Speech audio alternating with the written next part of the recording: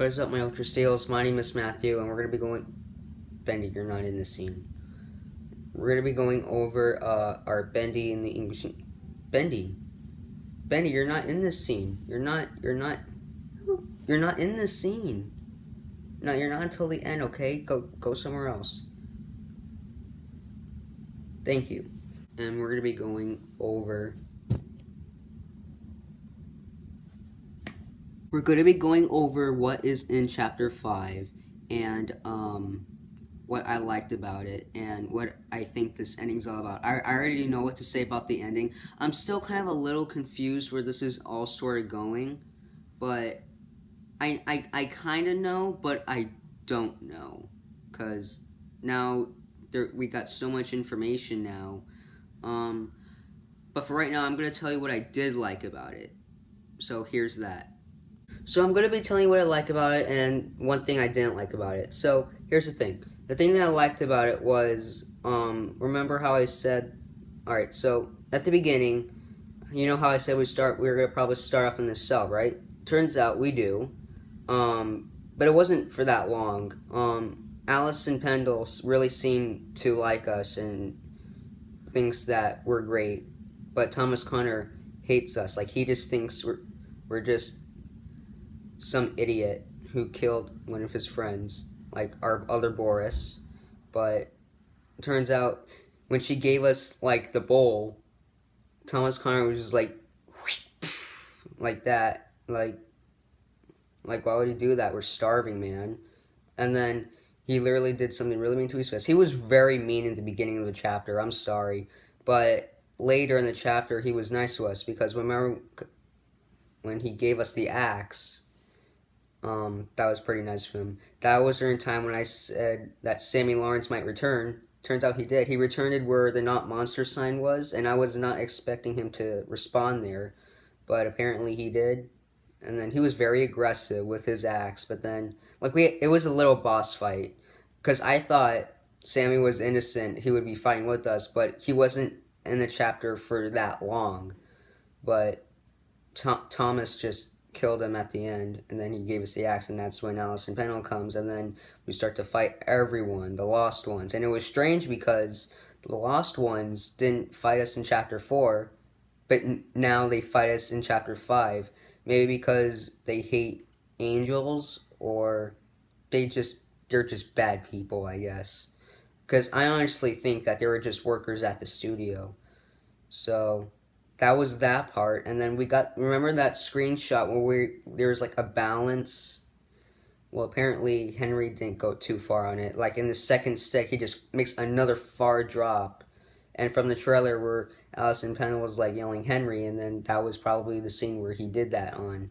So yeah, it's one of those long falls again. I think we fall like 3 long falls in the game. One in Chapter 1, one from the elevator, and now that one from Chapter 5. And I'm like, how far in the studio could this possibly be? Like, it's just endless, man. Endless. And I'll tell you one thing I didn't like about it. I didn't like the part with the Butcher Gang. I mean, the only thing I did like about the part was the mixtapes. There was a lot more Joey Drew mixtapes. There wasn't as much mixtapes in the game, but there was more Joey Drew mixtapes, especially near the Bendy boss fight. I'll talk about that in a minute, but the thing I just didn't like about it was we had to avoid the Butcher Gang, and we had no weapon. Because we had the axe, but it just disappeared when we had that long fall, so that was basically just that. This was a great chapter. Alright, now I'm just going to tell you the ending. Basically, near the end, we were basically kind of saying goodbye to everyone, and Allison Pendle wants us to set everyone free. And I guess we did. Now, here's the confusing part. There is a big ink machine, and I can kind of see the small one in the top of the big one. And when I first saw that big machine, I'm like, oh yeah, this is the fight. This is the fight right here. And it was. And there was like a chair with ink everywhere, and the projectionist heads everywhere with full of ink. And there's a mixtape with like a video clip. and it says the end. And Joey was explaining all of his things to Henry, and he was saying a lot. And then in the last minute, Bendy shows up very creepily, scaring at us, and he was turning very big. And then Bendy's teeth change. Like, it's not cartoon. He's like in the back of his chair, and then his teeth like changes to like actual like venom teeth. I like to call it that. But and then his arms change longer than his feet. His feet looks like leprechaun feet, and then he has like long arms, and that's how he walks. He walks like this very fast. Like when we're defeating him, we have to avoid him when he's running. There's like I think 4 or 5 switches you have to open to unlock another door, and there's like lost ones frozen with the ink going on them. I think that explains how they became Boris clones, like if some of them were, but yeah, you just have to avoid Bendy, and then there's another part when you're fighting Bendy, which is the ink demon. You have to make him destroy 4 ink like pipes. Then the room turns dark for a minute, and then you go back to your chair. You have to plug the end sign in. You have to plug it in, and then there's like 2 TV screens that says the end, and then we have another night vision again, and then Bendy starts to like sort of melt, and then he disappears. And I'm gonna make a video some point of Bendy doing that, and I'm gonna make a SpongeBob scene, like my eyes. I'm gonna do that some point, but that's what happens to Bendy. He disappears, and here's what happens after.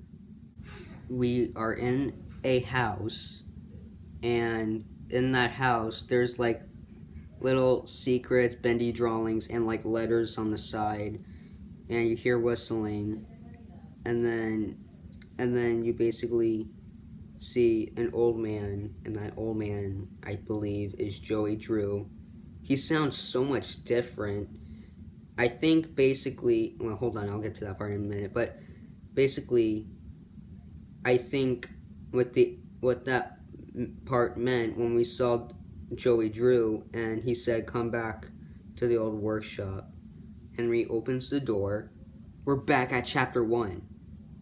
Are you kidding me? Basically, when that happens, I think when Henry got the letter, I think once he got the letter, I think he went to Joey Drew's house first. Like, that ending was the beginning before chapter 1. And I could be wrong, but what I think is once he got the letter, he went to Joey Drew's house first. Like, he didn't expect Henry to come for another hour, but he came a little early, and then when we saw Joey Drew's face, he told Henry to go back to the workshop. When he opened the door, we were back at chapter 1. So, and then there was a calendar, like August 22nd or August 23rd. This could basically mean Henry is reliving the story over and over again. It's just going to keep happening. It's not going to end then. Because basically, when we saw Joey Drew, and when there's like another beginning of chapter 1, I guess that was the ending.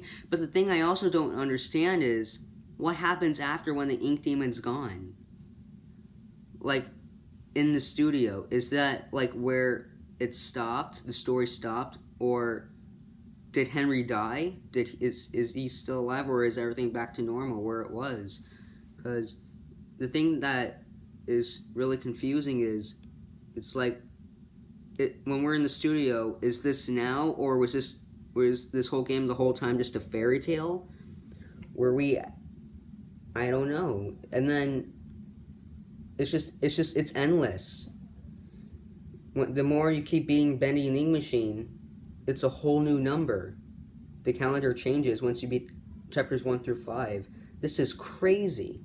And then once you beat chapter 5, get like the archives, and you can see every single characters that was from the game, and you see like old creations before the new update, which is cool. And there's one about Henry, but you don't see Henry. If you step on the thing, you get an achievement, and yeah, and then there's all the other characters around, and Benny looks like an alien, like a Venom or something. Like that's what he looks like with his new form. So that was basically the ending, and then once you beat chapter 5, you get this little glass where you can see through like the golden writing. Like what I think that golden writing is Henry's writing, because there's like a few Jory Drew writings that kind of confirmed that this was Henry. So I should not be wrong about that, but when you're looking through the glass, you can go everywhere around the studio, and there's like coffins everywhere in chapter 2 where it says like Norman and Grant. Maybe that's their graves. And then in chapter 3 you see Susie's grave. I've seen all of that stuff. I'm man. What a confusing ending. So anyway, that is all the time I have for this episode. Please leave a like and subscribe. I'll try to make more Bendy videos if I have anything in mind. But yeah, I just think the ending is just endless. It's just going to keep going. Henry's stuck. He's stuck in living through the stories, and I think that's what it is. And I'm sure and hope that, I guess, the Meatly will make like DLC games or maybe side games. Maybe we'll get to play as other characters like Sammy Lawrence, Norman Paul, Joey Drew, something like that. But that's just the ending. He's just stuck in the story. So that's all the time I have for this episode. Please leave a like and subscribe. Please let me know what you think down in the comments below. I would like to hear what you think. I'm very curious. And I could respond back. I can give you like a love back. I'll be there. So like and subscribe, and as always, I will see you in the next video. Ultra Steel out. You guys are finally in the scene now.